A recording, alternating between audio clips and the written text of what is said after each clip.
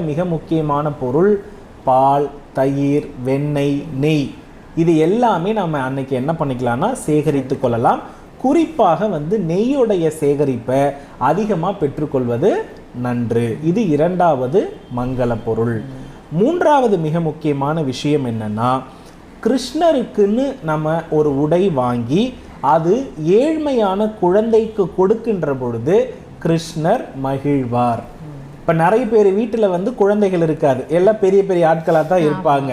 அவர்கள் என்ன பண்ணலாம்னா, ஏழ்மையான நிலையில் இருக்கக்கூடிய குழந்தைகளுக்கு ஆடைகளை எடுத்து கொடுத்து, அல்லது அவர்கள் இருக்கக்கூடிய இடத்துக்கே சென்று இவர்கள் கையாலேயே அந்த குழந்தைகளுக்கு அதை போட்டு நிறைய பரிசுகள் கொடுக்கும் பொழுதும், சாக்லேட் இந்த மாதிரியான இனிப்பு வகையான பொருட்களை யாரோ குட்டி குழந்தைகளுக்கு கொடுக்கும் பொழுது அதோடைய வாழ்த்துக்கள் நம்மளை பல மடங்கு ஆசீர்வதிக்கும்.